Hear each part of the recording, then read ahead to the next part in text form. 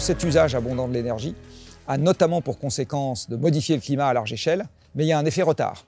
Donc en fait, il y a une période bénie pendant laquelle ça peut être la fête du slip en ce qui concerne l'énergie et on n'a pas encore commencé à payer la facture au niveau du climat ou au niveau d'un certain nombre d'autres externalités qui arrivent avec un effet retard. Voilà. Donc on est en train de vivre la fin de cette période bénie où on avait la corne d'abondance et pas encore l'inconvénient d'avoir un tout petit peu vendu notre âme au diable en échange de la corne d'abondance. Voilà, c'est ça la période dans laquelle on est aujourd'hui.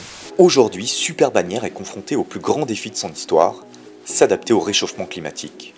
Cette augmentation de température, elle a aussi des conséquences pour les zones de montagne sur ce qu'on appelle la phase des précipitations, c'est-à-dire est-ce qu'il pleut ou est-ce qu'il neige. On a de plus en plus souvent des précipitations sous forme de pluie, là où on avait l'habitude qu'elles tombent sous forme de neige. On a commencé par prendre le risque de dire qu'on va réouvrir une ligne de train pour se substituer à des véhicules individuels encore thermiques et qu'on va structurer un territoire de montagne avec un moyen de transport décarboné, collectif. Je pense que ça, c'est déjà une bonne prise de risque et je pense que les autres territoires se saisissent aussi de ces sujets puisque les zones de montagne sont frappées plus que d'autres par les effets du changement climatique. C'est la Bérarde qui s'écroule, c'est pas accidentel, quoi. Il se passe quelque chose, Et moi, j'ai l'habitude de dire qu'on a une responsabilité, nous les montagnards, d'expliquer ce qui se passe là-haut parce que on voit avant les autres l'ouragan climatique arriver. C'est la difficulté qu'on a à bien faire comprendre l'ampleur des conséquences du changement climatique, la nécessité d'agir à la fois pour décarboner et s'adapter au mieux, en tirant parti de toute l'information dont on dispose déjà. On en sait déjà beaucoup, on en sait déjà bien assez pour un certain nombre de secteurs, et parfois on a l'impression qu'il faut encore attendre d'en savoir plus alors qu'on en sait déjà assez. Quel est le statut, la place du climat dans nos choix quotidiens? Et c'est important parce que si vous utilisez un argument climat pour obtenir un résultat et que personne qui vous écoute parce que personne n'est intéressé par le climat, vous n'obtenez aucun résultat positif.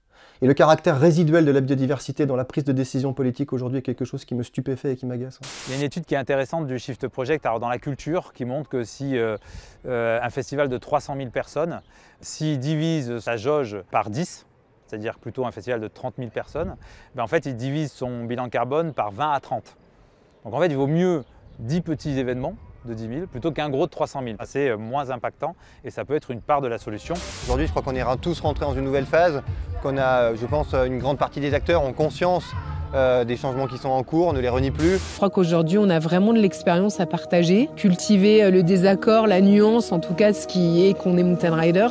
Globalement, 80% des autres habitants du territoire sont plutôt là, motivés. On est en train aussi d'écrire une nouvelle page pour l'industrie du footwear. On croit vraiment à ce modèle-là où il faut produire en local et vendre en local.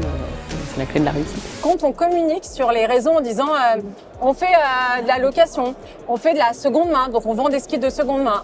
Alors aujourd'hui, les clients ils disent chouette, mais ils sont pas encore partis à l'acte d'achat. Ça convertit pas encore jusqu'au bout. Donc je crois qu'on a encore du travail. On le sait que sur beaucoup de sujets comme ça, les gens disent c'est génial de le faire.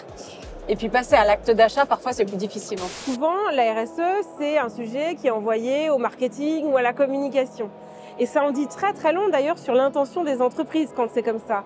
Quand c'est la direction financière qui traite le sujet, la dynamique n'est pas du tout la même. Ce qui est certain, c'est que le critère régénératif doit devenir le critère prépondérant, de donner plus à la planète que ce qu'on lui prend, d'être sur une économie qui est moins extractive. Un mountain changemaker, pour vous, c'est quoi? C'est de partager des idées et surtout d'influer sur un écosystème pour qu'il bouge.